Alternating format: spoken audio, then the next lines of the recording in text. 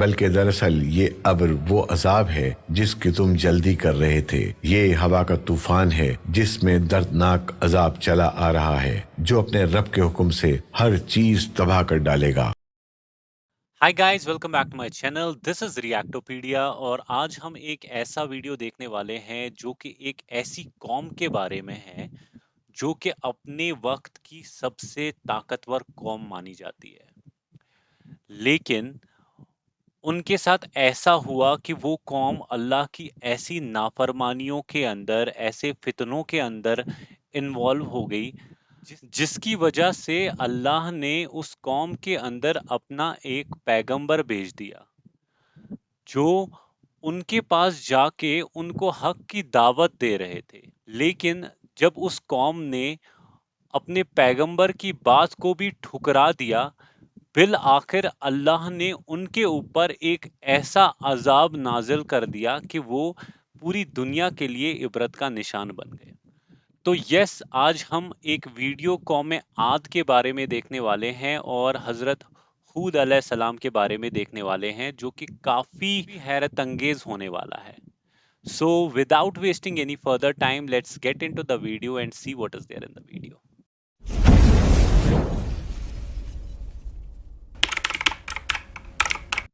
بحر عرب اور بحر احمر کے درمیان عرب کے جنوب و شمال میں دونوں جانب یعنی عمان، حضر موت، بحرین اور مغربی یمن تک ایک وسیع صحرا ہے جسے صحرائے الحقاف کے نام سے یاد کیا جاتا ہے، نیز اسے صحرائے عظمت دنیا اور ربیع الخالی بھی کہتے ہیں۔ الحقاف حقف کی جمع ہے جس کے لغوی معنی ریت کے بلند و بالا اور وسیع و عریض ٹیلے کے ہیں۔ اس لقدق بیاباں صحرا میں سفر کرنا تو دور کی بات ہے، اس کے اندر قدم رکھنے کا بھی تصور نہیں کیا جا سکتا کہ موت کی اس وحشتناک وادی کی جانب رخ کرنا خودکشی کے مترادف ہے۔ یہی وجہ ہے کہ مقامی بدوؤں سے لے کر مہم جو سیاحوں تک کوئی اس صحرا کے قریب جانا پسند نہیں کرتا۔ سفید اور باریک ریت کے ہزاروں فٹ اونچے پہاڑوں میں اگر کوئی شے پھینکی جائے تو وہ لمحوں میں غرق ہو جاتی ہے اور ریت کی سطح پر جنبش تک نہیں ہوتی۔ یہ صحرا اللہ بزرگ و برتر کی کھلی نشانیوں میں سے ہے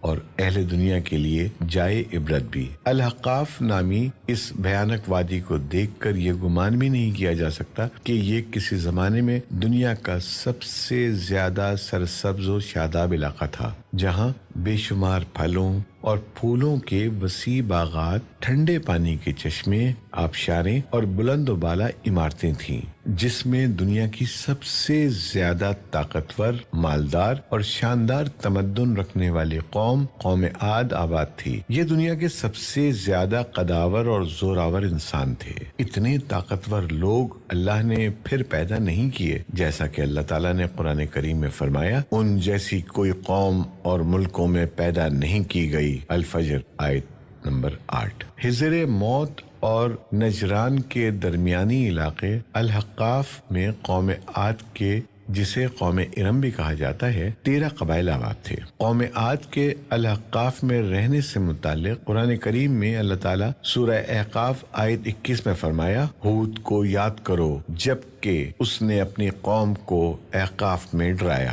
علامہ جلال الدین سیوطی رحمۃ اللہ علیہ اپنی تفسیر در منشور میں تحریر فرماتے ہیں، قوم عاد نہایت زوراور اور بہادر قوم تھی۔ یہ بت پرست تھے۔ ان کے 2 بتوں کے نام حمود اور حب بیان کیے گئے ہیں۔ ابن کثیر رحمۃ اللہ علیہ نے اپنی تفسیر میں تیسرے بت کا نام سمد بیان کیا ہے۔ طوفان نوح علیہ السلام کے بعد قوم عاد ہی وہ قوم تھی جو سب سے پہلے کفر و شرک میں مبتلا ہو کر بتوں کی پجاری بنی۔ انہیں اپنے پتھروں کے خداؤں پر بڑا گھمنڈ تھا۔ ان کی معاشی حالت تو بہت عمدہ تھی، لیکن جہالت، گمراہی، جھوٹ، بے حیائی، باطل اقوال اور فاسد خیالات نے انہیں معاشرتی طور پر تباہی کے کنارے پر پہنچا دیا تھا۔ چنانچہ کفر و شرک کے سمندر میں غرق قوم عاد کی بدعمالیاں جب اپنی آخری حدود پار کر گئیں تو اللہ تعالیٰ نے انہی میں سے اپنے ایک نیک بندے حضرت ہود علیہ السلام کو پیغمبر بنا کر معبوس فرمایا۔ چنانچہ قرآن کریم میں اللہ تعالیٰ کا ارشاد ہے، اور ہم نے قوم عاد کی طرف ان کے بھائی ہود کو بھیجا،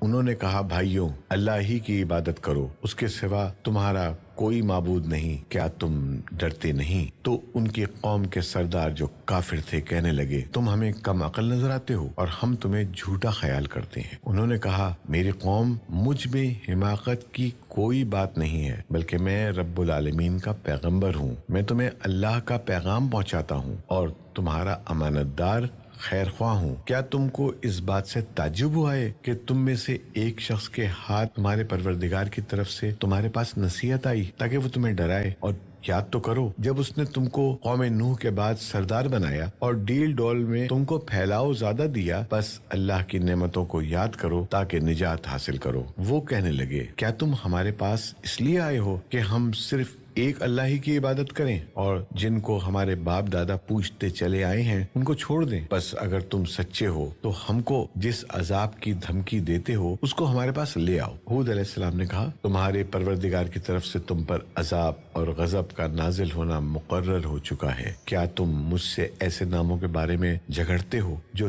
تم نے اور تمہارے باپ دادا نے اپنی طرف سے رکھ لیے ہیں، جن کی اللہ نے کوئی سند نازل نہیں کی؟ تو تم بھی انتظار کرو، میں بھی تمہارے ساتھ انتظار کرتا ہوں۔ پھر ہم نے ہود کو اور جو لوگ ان کے ساتھ تھے ان کو نجات بخشی، اور جنہوں نے ہماری آیات کو جھٹلایا تھا ان کی جڑ کاٹ دی اور وہ ایمان لانے والے تھے ہی نہیں۔ الاعراف آیت نمبر 65 تا 72۔ حضرت ہود علیہ السلام ایک طویل عرصے تک اپنی قوم کو واعظ و نصیحت کرتے رہے، کبھی وہ انہیں اللہ کی طرف سے عطا کردہ نعمتوں کی یاد دلاتے تو کبھی عذاب الہی سے ڈراتے، لیکن وہ بہرے اور اندھے بنے رہے۔ تاریخی کتب میں ہے کہ حضرت ہود علیہ السلام مسلسل 50 برس یا اس سے بھی زیادہ درس و نصیحت میں مصروف رہے۔ قوم عاد کے 13 قبائل میں سے لقمان اور خلجان نامی قبائل نہایت طاقتور تھے اور انہیں حکمراں کی حیثیت حاصل تھی۔ حضرت ہود علیہ السلام نے جب دعوت حق دی اور کفر و شرک چھوڑ کر ایک اللہ کی بندگی کی طرف بلایا تو لقمان قبیلے نے سخت مزاحمت کی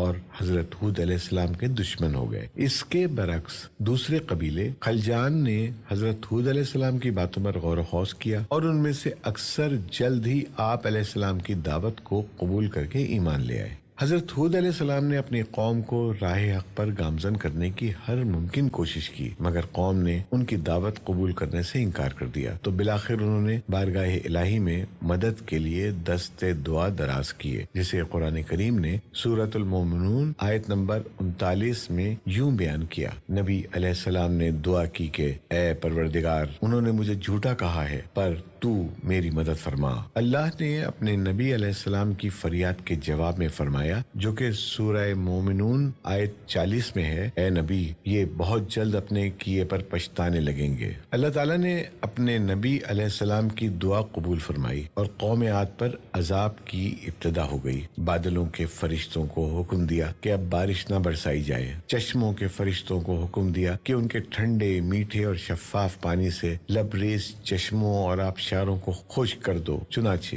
دیکھتے ہی دیکھتے ان کے سرسبز و شاداب کھیت کھلیان سوکھنے لگے اور مویشی مرنے لگے، یہاں تک کہ لوگ پینے کے پانی تک کو ترسنے لگے۔ کثیر تعداد میں پیدا ہونے والے پھل اور اناج ناپید ہو گئے۔ پوری قوم خشک سالی کا شکار ہو کر بدحال اور پریشان ہو گئی۔ یہ سلسلہ مسلسل 3 سال تک جاری رہا۔ حضرت ہود علیہ السلام سے اپنی قوم کی یہ پریشانی دیکھی نہ جاتی تھی۔ آپ علیہ السلام بہت افسردہ اور پریشان رہتے، اور پھر ایک دن انہوں نے اپنی قوم سے فرمایا، جس کا ذکر سورہ ہود آیت 52 میں اس طرح آتا ہے، اے میری قوم کے لوگوں، تم اپنے پالنے والے سے بخشش مانگو، اس کے آگے توبہ و استغفار کرو، تم پر آسمان سے موسلادھار مہ برسائے گا اور تمہاری طاقت و قوت میں اضافہ فرمائے گا، اور دیکھو گناہگار بن کر روگردانی نہ کرو۔ قرآن کریم اور احادیث مبارکہ میں توبہ و استغفار کے بڑے فوائد بیان فرمائے گئے ہیں۔ ابن ماجہ اور ابو داؤد میں حدیث مبارکہ ہے کہ جو پابندی سے استغفار کرتا ہے، اللہ تعالیٰ اس کے لیے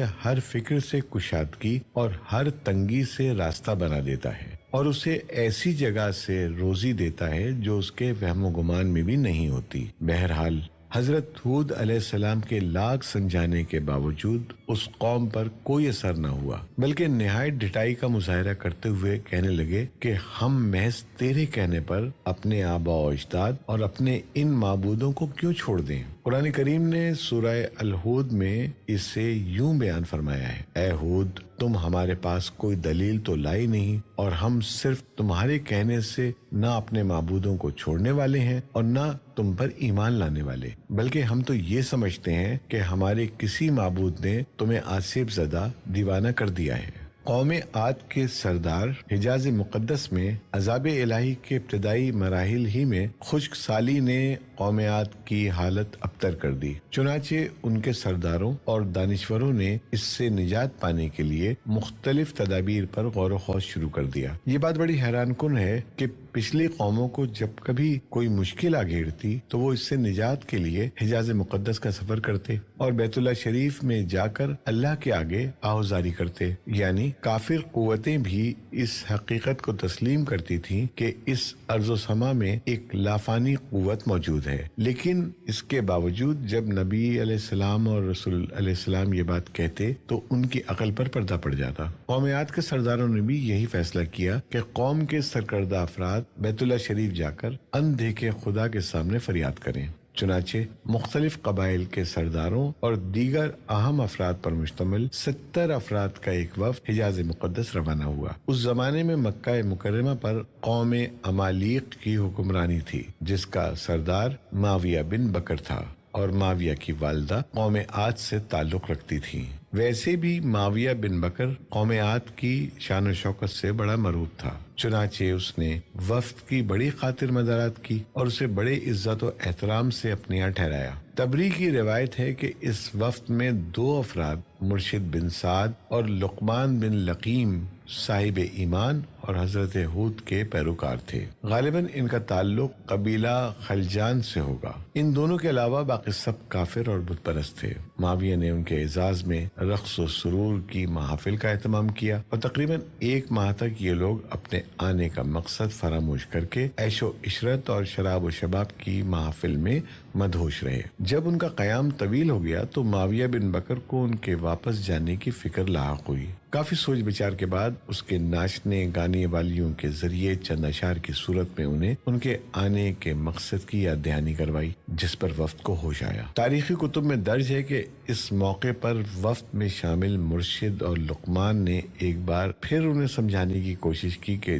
جو کچھ حضرت ہود علیہ السلام کہتے ہیں اس پر ایمان لے آؤ، لیکن وہ نہ مانے۔ وفد بیت اللہ شریف گیا اور بارش کی دعائیں مانگنی شروع کی۔ ابھی تھوڑی ہی دیر گزری تھی کہ اللہ تعالیٰ نے آسمان پر 3 رنگوں کے بادل بھیج دیے، جن میں ایک سفید تھا، دوسرا سیاہ اور تیسرا سرخ۔ اس کے ساتھ ہی آسمانوں سے ندائے غیب آئی: اپنے اور اپنی قوم کے لیے ان تینوں میں سے کسی ایک کو پسند کر لو۔ چنانچہ وفد نے سوچ بچار کے بعد سیاہ بادل کو اپنے لیے پسند کر لیا، جس کے ساتھ ہی سرخ اور سفید ٹکڑے آسمان سے غائب ہو گئے اور ابر سیاہ آہستہ آہستہ آسمان پر چھانے لگا۔ وہ لوگ اپنی دعا کی قبولیت پر بڑے خوش تھے اور سمجھتے تھے کہ اب خشک سالی ختم ہو جائے گی۔ چنانچہ پوری قوم نے خوشیاں منانی شروع کر دیں، لیکن حضرت ہود علیہ السلام سمجھ گئے تھے کہ یہ عذاب الہی ہے، لہٰذا انہوں نے ایک بار پھر اپنے قوم کو مخاطب کرتے ہوئے فرمایا: اے میری قوم، یہ اللہ کا عذاب ہے جو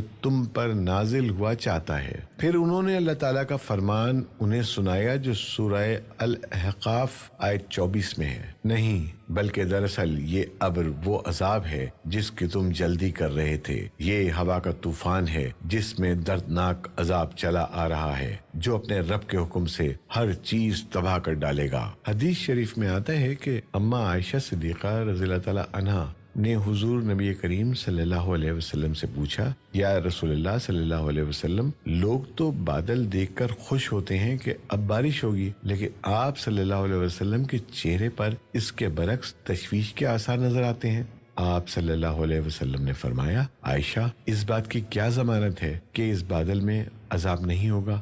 جب ایک اور قوم ہوا کے عذاب سے ہلاک کر دی گئی، اس قوم نے بھی بادل دیکھ کر کہا تھا یہ بادل ہے جو ہم پر بارش برسائے گا۔ بخاری۔ حضرت عائشہ رضی اللہ تعالیٰ عنہ فرماتی ہیں کہ جب تیز ہوا چلتی تو نبی کریم صلی اللہ علیہ وسلم یہ دعا مانگتے، اے اللہ میں تجھ سے اس کی خیر کا طالب ہوں، اور جو اس میں ہے اس کی خیر کا، اور جو تو نے اس میں شر رکھا ہے تو اس سے اور اس کے شر سے میں آپ کی پناہ مانگتا ہوں۔ صحیح مسلم۔ حضرت عائشہ رضی اللہ تعالیٰ عنہ فرماتی ہیں کہ جب آسمان پر بادل چھا جاتے تو حضور اکرم صلی اللہ علیہ وسلم کے چہرے کا رنگ متغیر ہو جاتا۔ آپ صلی اللہ علیہ وسلم پر خوف کی سی کیفیت طاری ہو جاتی جس سے آپ صلی اللہ علیہ وسلم بے چین ہو جاتے، کبھی باہر نکلتے، کبھی اندر داخل ہوتے، کبھی آگے ہوتے، کبھی پیچھے، پھر جب بارش برستی تو پھر خوشی طاری ہو جاتی تھی۔ حضرت عائشہ فرماتی ہیں کہ یہ کیفیت دیکھ کر میں نے خدمت اقدس میں سوال کیا تو آپ صلی اللہ علیہ وسلم نے فرمایا، اے عائشہ کہیں ایسا نہ ہو جائے جو قوم عاد نے کہا تھا۔ پھر اس آیت کی تلاوت فرمائی۔ جب قوم عاد نے اس عذاب کو بصورت بادل اپنی بستیوں کی طرف آتے دیکھا تو کہنے لگے یہ تو بادل ہے ہم پر بارش کرنے والا۔ ترمذی، ابن ماجہ۔ قرآن کریم میں سورہ الحاق آیت نمبر 7 میں ہے کہ اللہ نے تیز آندھی کا یہ عذاب 7 راتوں اور 8 دنوں تک مسلسل جاری رکھا۔ آندھی نے کسی ایک کو بھی باقی نہ چھوڑا، یہ ہر ایک کے پاس پہنچ گئی۔ غاروں کے اندر، پہاڑوں کی گھاٹیوں اور چوٹیوں، گھروں، محلات اور قلعوں کے اندر سب کو فنا کر ڈالا۔ ابن عمر رضی اللہ تعالیٰ عنہ سے مروی ہے کہ نبی کریم صلی اللہ علیہ وسلم نے فرمایا کہ وہ آندھی جس کے ذریعے قوم عاد ہلاک کی گئی، اللہ نے ان پر انگوٹھی جتنی جگہ کے مثل ہوا کھولی تھی، بس وہ ہوا پہلے دیہات میں گئی اور وہاں کے لوگوں کو اور مویشیوں اور مالوں کو اٹھایا اور آسمان و زمین کے درمیان لے گئی۔ مسلم۔ اللہ تعالیٰ نے اس خوفناک آندھی سے حضرت ہود علیہ السلام اور ان کے ساتھیوں کو محفوظ رکھا اور انہوں نے خطیرہ نامی ایک بستی میں پناہ لے لی جہاں عذاب ان تک نہیں پہنچا، وہ امن و سکون سے رہے۔ اللہ تعالیٰ نے قرآن کریم کے مختلف مقامات پر قوم عاد پر نازل ہونے والے عذاب کا تذکرہ فرمایا ہے تاکہ کفر و شرک اور غرور و تکبر میں مبتلا لوگوں کو تنبیہ ہو۔ اس کے علاوہ قرآن کریم کی ایک سورت کا نام حضرت ہود کے نام پہ سورہ ہود ہے۔ قرآن پاک کے 11ویں پارے میں موجود یہ سورہ مبارکہ 123 آیات اور 10 رکوعات پر مشتمل ہے۔ سورہ ہود مکی ہے۔ یہ اس دور میں نازل ہوئی کہ جب کفار مکہ کا ظلم و ستم اپنے عروج پر تھا، چنانچہ سورہ ہود میں ان پچھلی قوموں کا تذکرہ ہے جو اللہ کے نبیوں اور رسولوں کی تکذیب کر کے قہر الہی کا نشانہ بنی اور تاریخ کے صفحات پر ہمیشہ کے لیے عبرت کا نمونہ بن گئی۔ سورہ ہود میں 7 پیغمبروں کے قصص و واقعات درج ہیں، لیکن اس سورت کو حضرت ہود کے نام سے منسوب کرنے سے معلوم ہوتا ہے کہ حضرت ہود کے قصے اور قوم عاد پر نازل ہونے والے عذاب کو خاص اہمیت حاصل ہے۔ حدیث مبارکہ میں ہے کہ رسول اللہ صلی اللہ علیہ وسلم کی ریش مبارک کے کچھ بال سفید ہو گئے تو حضرت ابوبکر صدیق رضی اللہ تعالیٰ عنہ نے عرض کیا، یا رسول اللہ صلی اللہ علیہ وسلم آپ بوڑھے ہو گئے؟ تو آپ صلی اللہ علیہ وسلم نے فرمایا، ہاں مجھے سورہ ہود نے بوڑھا کر دیا۔ علامہ طبری کی بعض روایتوں میں ہے کہ حضرت ہود علیہ السلام کی عمر 150 سال تھی۔ آپ علیہ السلام کو 50 برس کی عمر میں نبوت عطا ہوئی۔ 50 برس تک قوم کو واعظ و نصیحت کرتے رہے۔ قوم کی ہلاکت کے بعد مزید 50 برس تک زندہ رہے اور اہل ایمان کو واعظ و درس فرماتے رہے۔ حضرت ہود علیہ السلام کا مزار تاریخی کتب سے پتہ چلتا ہے کہ حضرت ہود کا مزار خضر موت کے ایک مقام پر ہے جہاں عرب کے مختلف حصوں سے ہزاروں کی تعداد میں لوگ جمع ہوتے ہیں، اگرچہ یہ قبر تاریخی طور پر ثابت نہیں ہے، واللہ عالم۔ So this was the video and کافی انفارمیٹیو ویڈیو تھا کہ کیسے یہ قوم بے حیائی اور شرک میں مبتلا ہو گئی۔ جب اللہ نے ہود علیہ السلام کو ان کے درمیان ان کی ہدایت کے لیے بھیجا، کیسے انہوں نے ان کا مذاق اڑایا اور کہا کہ اپنے اللہ کو کہو کہ وہ لے آئے وہ عذاب جس سے آپ ہمیں ڈرا رہے ہو۔ کتنی زرخیز زمین تھی ان کے پاس، کتنا کچھ اللہ نے ان کو نواز رکھا تھا، لیکن اپنی گناہوں اور شرک کے سرکشی میں انہوں نے اپنے اوپر پانی کا قحط نازل کروا لیا، اور جب اس کے بعد بھی ہود علیہ السلام ان کی مدد کے لیے آئے اور انہوں نے کہا کہ تم توبہ کر لو اور اللہ سے معافی مانگ لو، کیسے انہوں نے ان کی بات پہ غور نہیں کیا۔ بالآخر اللہ کا عذاب کالے بادل کی شکل میں ان کے اوپر نازل ہو گیا، اور جو لوگ ہود علیہ السلام کی بات کو مان کے تسلیم کر کے ان کے ساتھ چلے گئے اور اپنا ٹھکانہ بدل لیا، کیسے وہ اللہ کے عذاب سے بچ گئے۔